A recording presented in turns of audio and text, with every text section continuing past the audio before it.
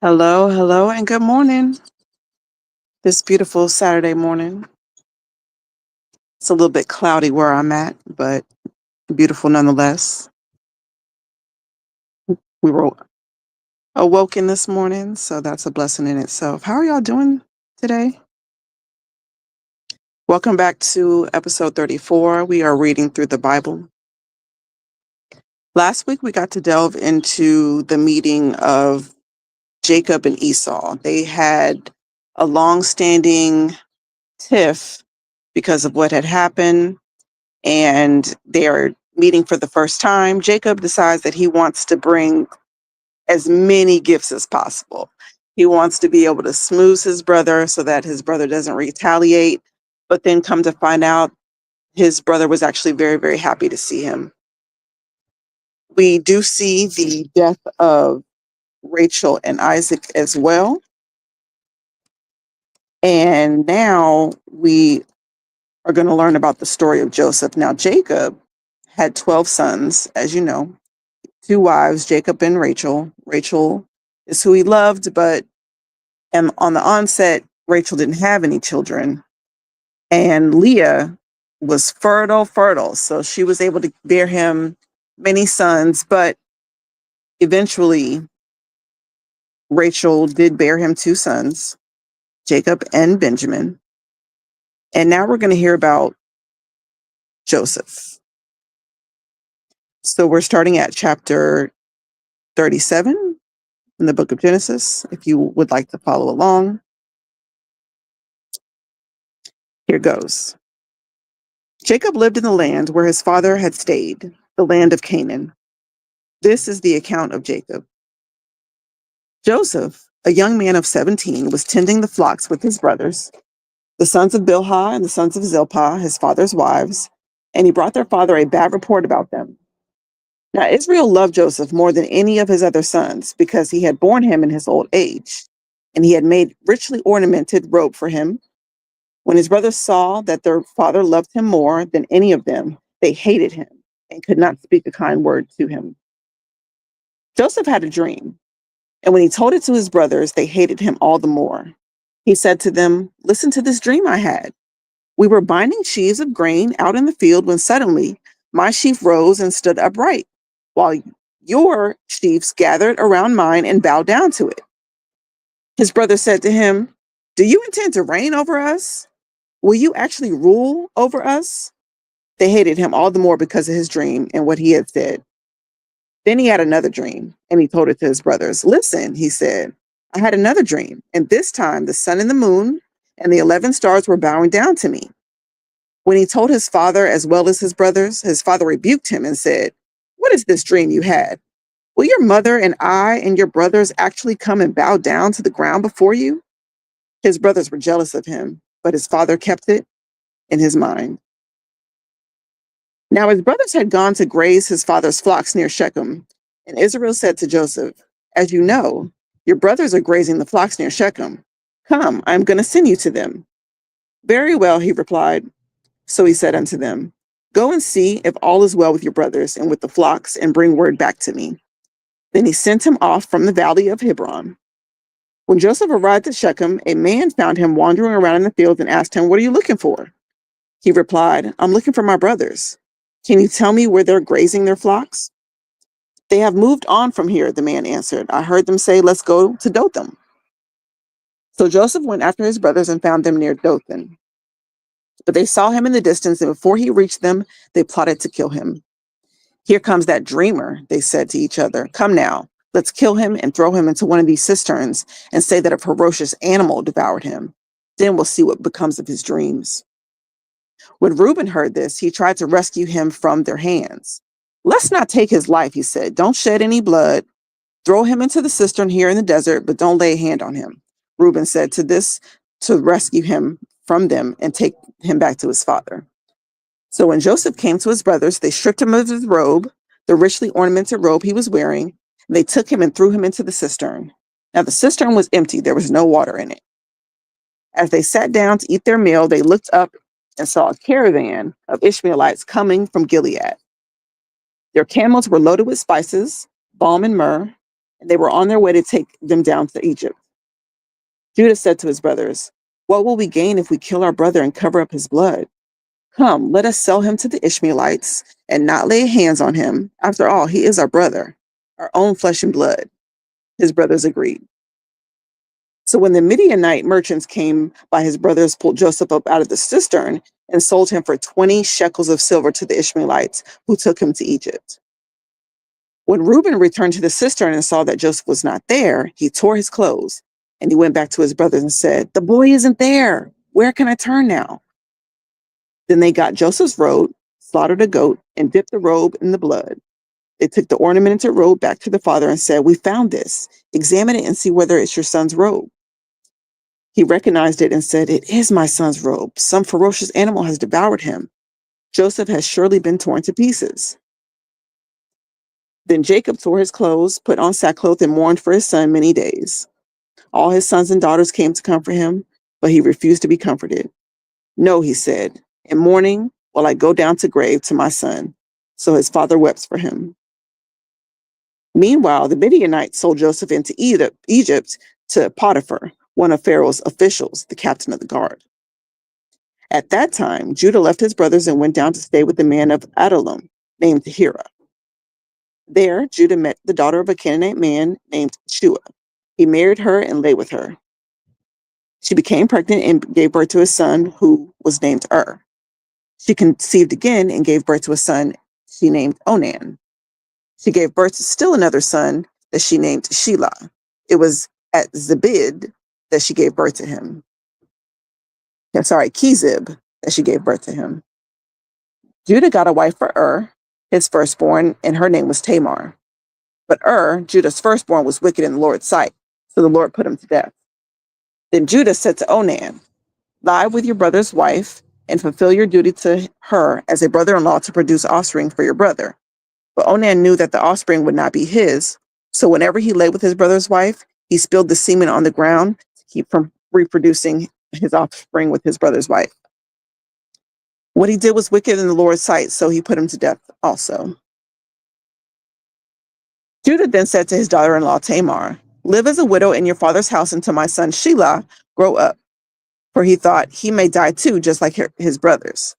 So Tamar went to live in his father's house. After a long time, Judah's wife, the daughter of Shua, died. When Judah had recovered from his grief, he went up to Timnah to the men who were shearing his sheep, and his Phinehas, the Adulite, went with him. When Tamar was told, "Your father-in-law is on his way to Timnah," she sheared her sheep. She took off her widow's clothes, covered herself with a veil to disguise herself, and then sat down at the entrance of Enam, which is on the road to Timnah. For she saw that though Shelah had now grown up, she had not been given to him to wife. When Judah saw her, he thought she was a prostitute, for she had covered her face, not realizing that she was his daughter-in-law. He went over to her by the roadside and said, "Come now, let me sleep with you." "And what will you give me if I sleep with you?" she asked. "I will send you a young goat from my flock," he said. "Will you give me something as a pledge until you send it?" she asked. He said, "What pledge should I give you?" "Your in your hand," she answered. So he gave it to her and slept with her, and by him. After she left, she took off the veil and put her widow's clothes back on again. Meanwhile, Judah sent the young goat by the friend Adullam in order to get his pledge back from the woman, but he did not find her. He asked the men who lived there, "Where's the shrine prostitute who was beside the road at Enam?" "There hasn't been a shrine prostitute here," they said. So he went back to Judah and said, "I didn't find her." Besides, the men who lived there said there hadn't been a shrine prostitute there. Then Judah said to her, "Let her keep what she has, or we will become a laughing stock. After all, I did send her this young goat, but you didn't find her." After 3 months later, Judah was told, "Your daughter-in-law Tamar is guilty of prostitution, and as a result, she has now grown pregnant." Judah said, "Bring her out and have her burned to death." And as she was brought out, she sent a message to her father-in-law, "I am pregnant by the man who owns these," she said. And as she added, "See if you recognize whose seal and cord and staff these are." Judah recognized them and said, "She is more righteous than I, since I wouldn't give her to my son Shelah." And he did not sleep with her again. When the time came for her to give birth, there were twin boys in her womb. As she was giving birth, one of them put out the hand. So the midwife took a scarlet thread and tied it on his wrist and said, "This came out first." But when he drew back his hand, his brother came out. And she said, "So this is how you have broken out." And his name was Perez. Then his brother, who had the scarlet thread on his wrist, came out, and he was given the name Zerah.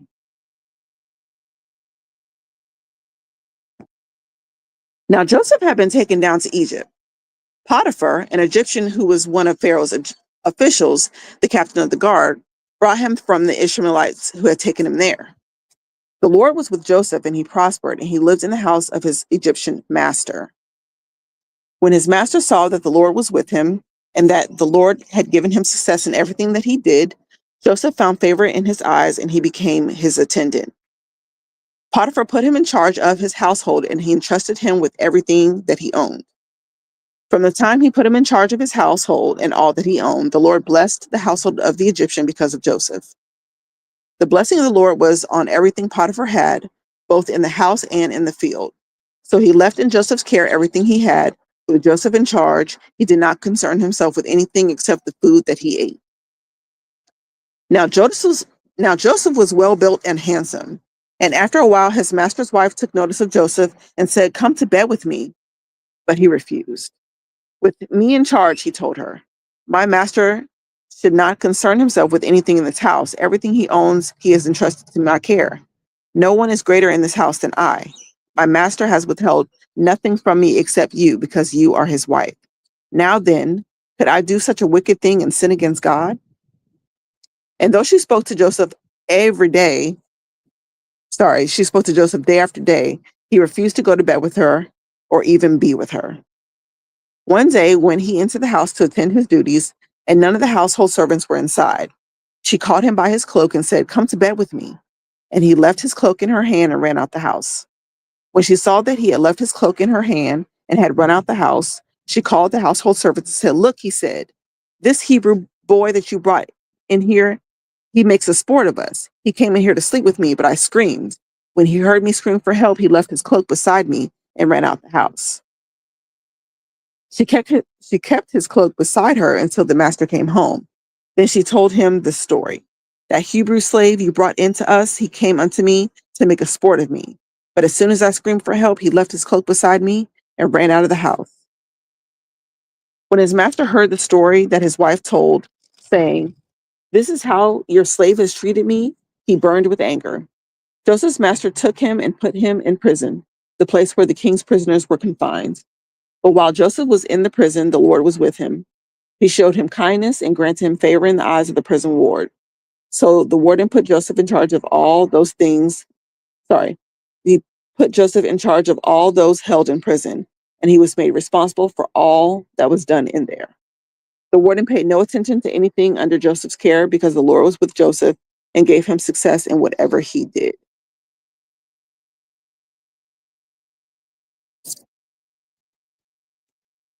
Okay.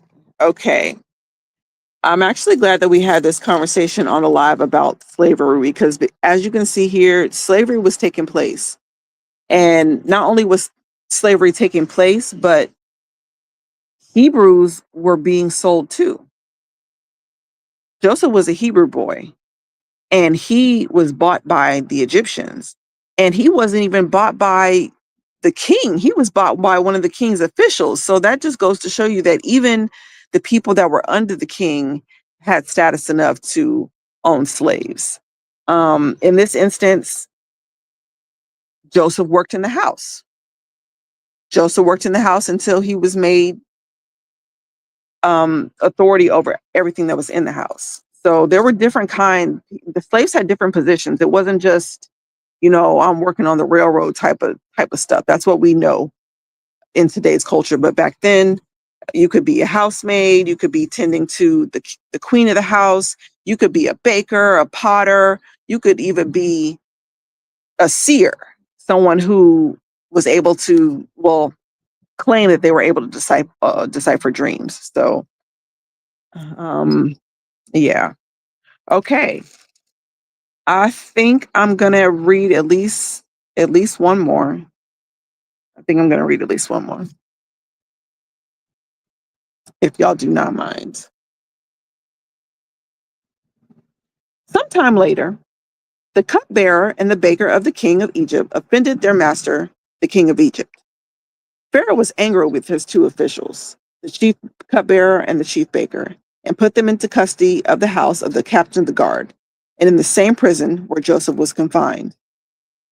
The captain of the guard assigned them to Joseph, and he attended to them. After they had been in his custody for some time, each of the two men, the cupbearer and the baker of the king of Egypt, who were being held in prison, had a dream the same night, and each dreamt a dream having its own meaning. When Joseph came to them the next morning, he saw that they were dejected. So he asked the Pharaoh's officials who were in custody with him in the master's house, "Why are your faces so sad today?" "We both had dreams," they answered, "but there is no one to interpret them." Then Joseph said to them, "Do not interpretations belong to God? Tell me your dreams." So the chief cupbearer told Joseph his dream and said to him, "In my dream, I saw a vine in front of me, and on the vine were 3 branches. As soon as it budded, it blossomed, and its clusters ripened its grapes. Pharaoh's cup was in my hand, and I took the grapes, squeezed them into Pharaoh's cup, and put the cup in his hand." "This is what it means," Joseph said. 3 branches are 3 days. Within 3 days, Pharaoh will lift up your head and restore you to your position, and you will put Pharaoh's cup in his hand, just as you used to do when you were his cupbearer. But when all goes well with you, remember me and show kindness. Mention me to Pharaoh and get me out of prison. For I was forcibly carried off from the land of the Hebrews, and even here I have done nothing to deserve being put in prison." When the chief baker saw that Joseph had given a favorable interpretation, he said to Joseph, "I had a dream too. On my head were 3 baskets of bread.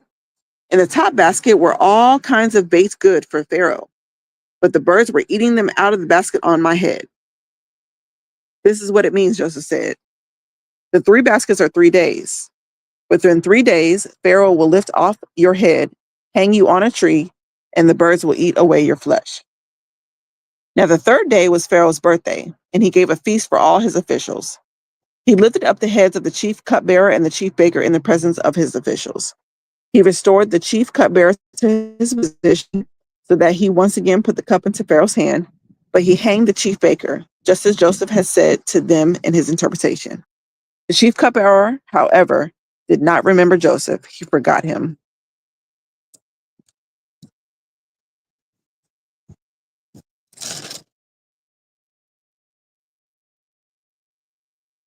Okay, where are we at? 10:18. How are y'all doing out there? Would you like me to keep on going? Because Pharaoh has a dream as well.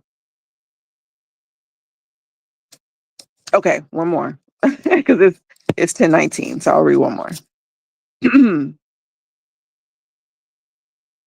When 2 full years had passed, Pharaoh had a dream. He was standing by the Nile when out of the river there came up 7 cows, sleek and fat, and they grazed among the reeds. Among them, 7 other cows, ugly and gaunt, came out of the Nile and stood beside those on the riverbank. And the cows that were ugly and gaunt ate up the 7 sleek, fat cows. Then Pharaoh woke up.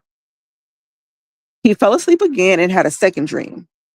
7 heads of grain, healthy and good, were growing on a single stalk. After them, 7 other heads of grain sprouted, thin and scorched by the east wind. The thin heads of grain swallowed up the 7 healthy, full heads. Then Pharaoh woke up. It had been a dream. In the morning, his mind was troubled, so he sent for all the magicians and wise men of Egypt. Pharaoh told them his dreams, but no one could interpret them. And the chief cupbearer said to Pharaoh, "Today I'm reminded of my shortcomings. Pharaoh was once angry with his servants, and he imprisoned me, the chief baker, in the house of the captain of the guard. Each of us had a dream the same night, and each dream had its own meaning. Now a young Hebrew was there with us, a servant of the captain of the guard. We told him our dreams, and he interpreted them for us, giving each man the interpretations of his dreams." Sorry, y'all, I'm outside again. "And things turned out exactly as he interpreted them to us. and I was restored to my position, and the other man was hanged. So Pharaoh sent for Joseph, and he was quickly brought from the dungeon. When he had shaved and changed his clothes, he came before Pharaoh. Pharaoh said to Joseph, I had a dream, and no one can interpret it. But I've heard it said that when you hear a dream, you can interpret it.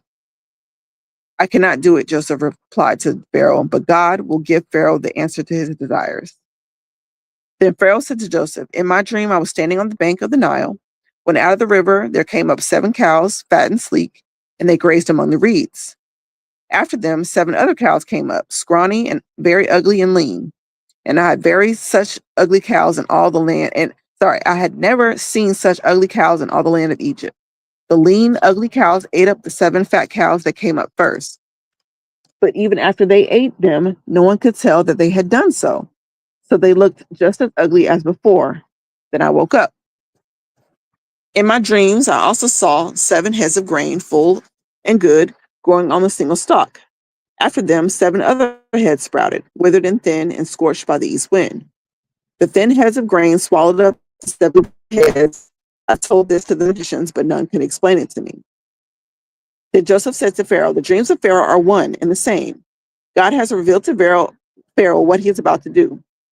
The 7 good cows are 7 years, and the 7 good heads of grain are 7 years.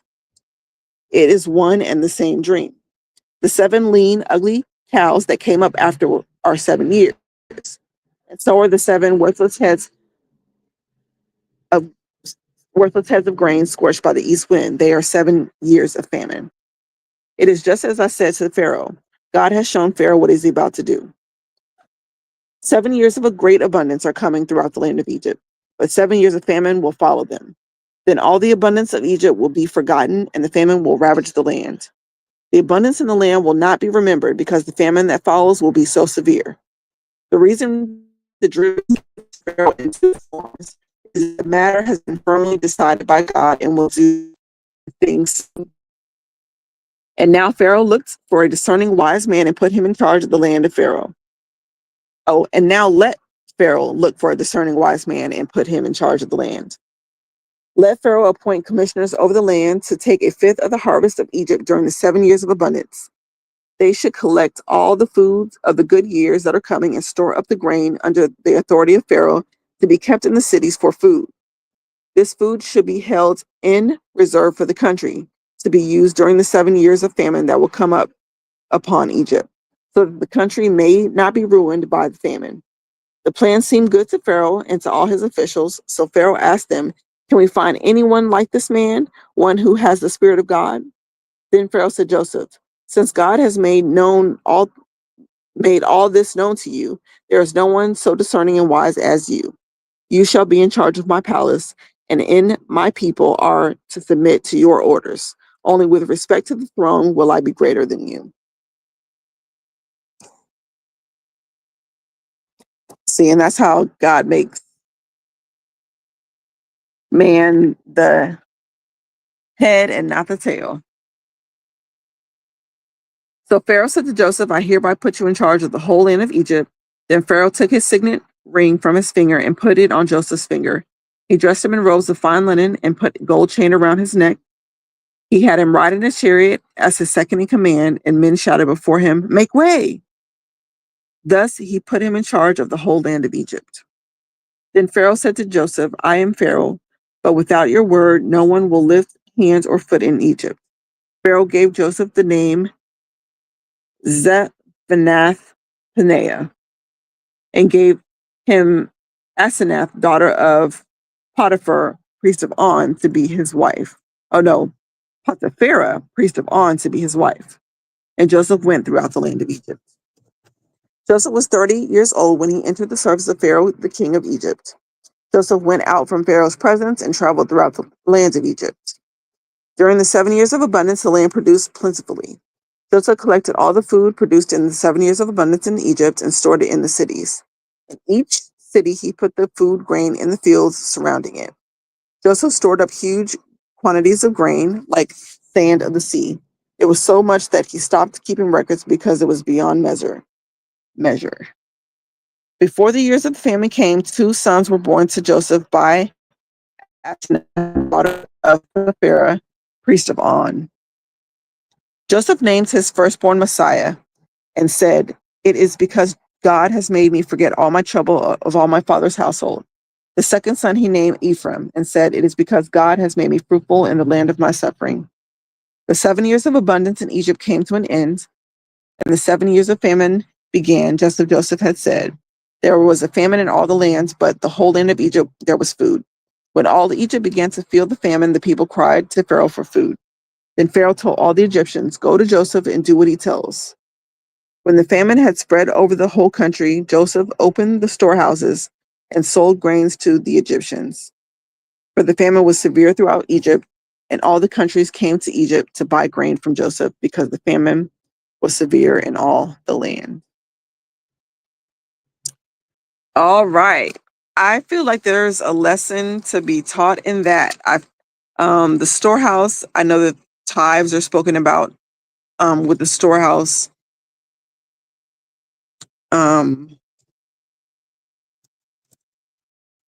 That we're supposed to put the tithes in the storehouse.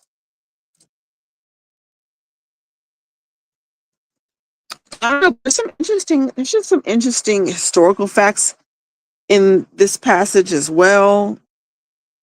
The fact that On is in Egypt, and actually in On, they worship the sun and the serpent. Something that I speak about often. But see that God gave Pharaoh these dreams so that they could be preserved. And that's exactly what God says that he gives dreams for. He says to keep us back from our mission.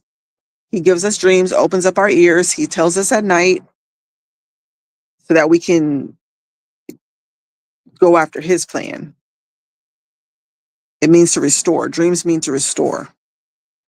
So you see that that's happening all throughout Joseph's life. Not only did he have dreams to bring him to this point, but he's been encountering having dreams as well. So these are not one-off. They're not even just for God's people, as you can see. These were, as some would call, servants or slaves. They were having dreams as well. God was speaking to them. So this is something that is the normal way that God communicates with us.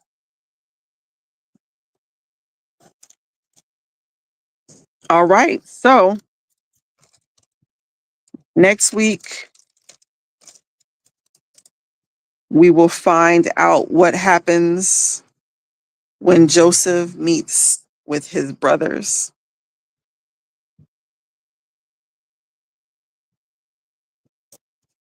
So I will see y'all again this time, 10 o'clock.